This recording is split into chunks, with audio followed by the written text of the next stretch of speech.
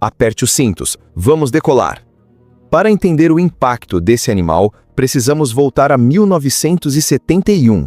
O local é o Parque Nacional Big Bend, no Texas. Um lugar inóspito, seco, cheio de canyons e cobras. Foi lá que um estudante de geologia chamado Douglas Lawson encontrou algo que não fazia sentido geológico ou biológico. Ele encontrou ossos fossilizados numa ravina, mas não eram ossos comuns, eram ossos de asa. Só que, ao medir a largura do húmero, o osso do braço, ele percebeu que aquilo era maior do que qualquer coisa já vista. Quando Lawson publicou sua descoberta na revista Science, o mundo da paleontologia entrou em choque. Até aquele momento, achava-se que o Pteranodon, com seus 7 metros de envergadura, era o limite máximo. Mas os cálculos iniciais para aquele novo gigante sugeriam uma envergadura de asa de 15, talvez 20 metros. Era absurdo. Com o tempo e mais fósseis, a ciência refinou os números, mas eles continuam aterrorizantes. Hoje, o consenso científico é de que o Quetzalcoatlus northropi tinha uma envergadura entre 10 e 11 metros. Vamos colocar isso em perspectiva humana, porque números são frios e a gente perde a noção.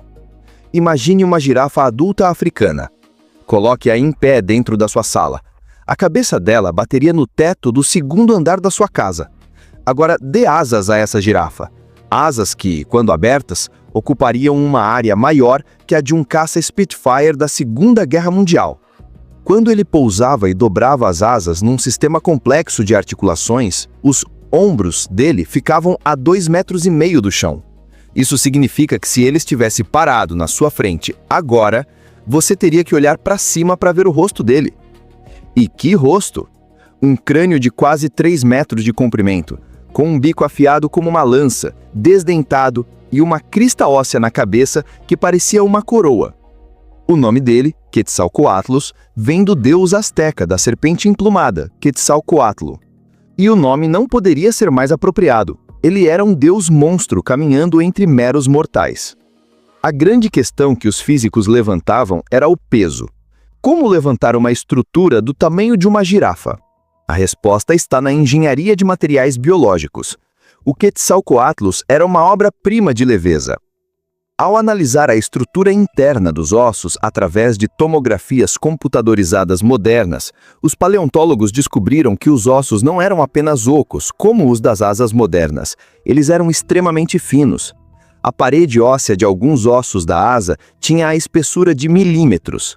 Era quase como uma casca de ovo feita de osso. Mas se era tão fino, por que não quebrava com a força do vento? Aí entra a genialidade da evolução. Dentro desses tubos ocos existia uma rede complexa de trabéculas. Imagine pequenas vigas de sustentação em forma de espiral, idênticas à estrutura interna de uma asa de um avião moderno. Isso tornava o osso incrivelmente leve, mas resistente à torção e compressão. O sistema respiratório dos pterossauros invadia os ossos. O ar entrava nos pulmões e depois preenchia cavidades dentro das vértebras e dos braços. Ele era literalmente inflado de ar.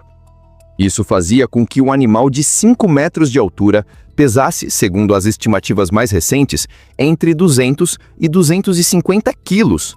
Pense nisso, ele tinha o tamanho de uma girafa, mas pesava o mesmo que um tigre ou um leão grande.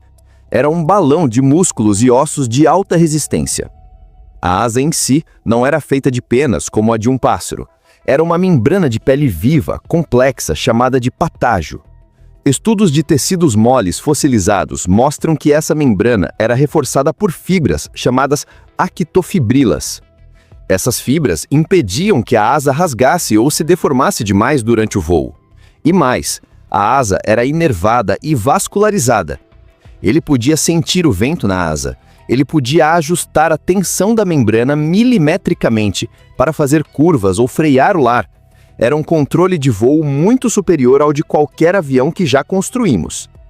Aqui entra a maior polêmica da paleontologia recente, resolvida por estudos de biomecânica. A pergunta era: como você tira 250 quilos sem uma pista de corrida? Pássaros grandes hoje, como o albatroz ou o condor, precisam correr contra o vento para decolar. Mas o Quetzalcoatlus não podia correr batendo asas.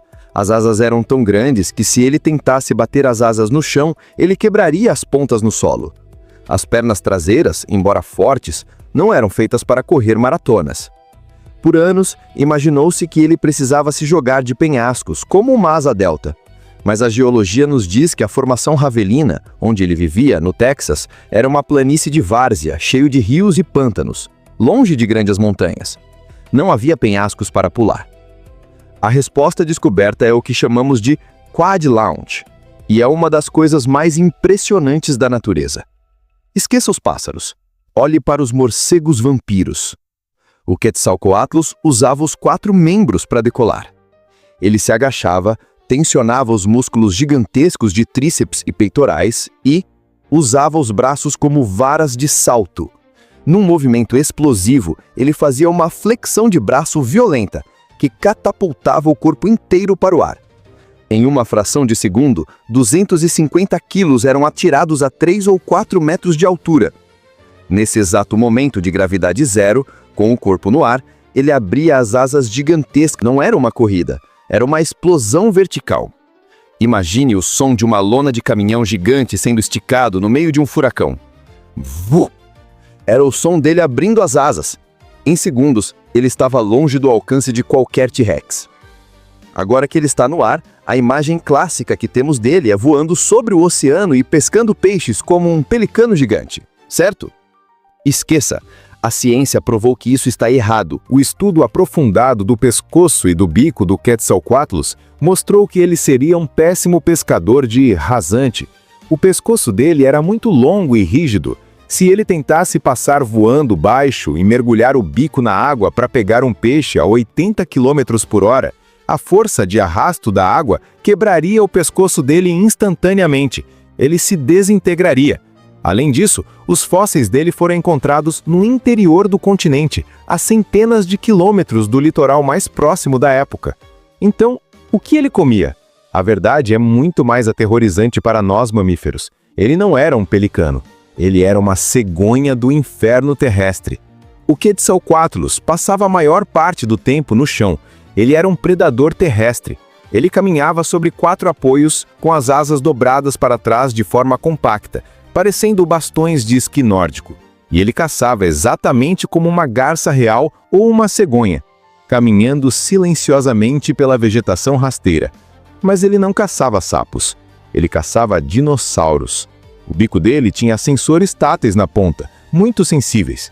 Ele andava pelos campos de samambaias e coníferas do Cretáceo procurando presas de pequeno e médio porte. Imagine a cena. Um grupo de pequenos dinossauros herbívoros, ou até filhotes de T-Rex, bebês de 1 metro de altura, brincando na margem de um rio seco. De repente, uma sombra cobre o sol. Eles olham para cima e não veem nada. Mas então, do meio das árvores, surge aquela cabeça colossal. O ataque era vertical. Ele não mordia, ele pinçava. O bico de 2 metros descia com precisão cirúrgica.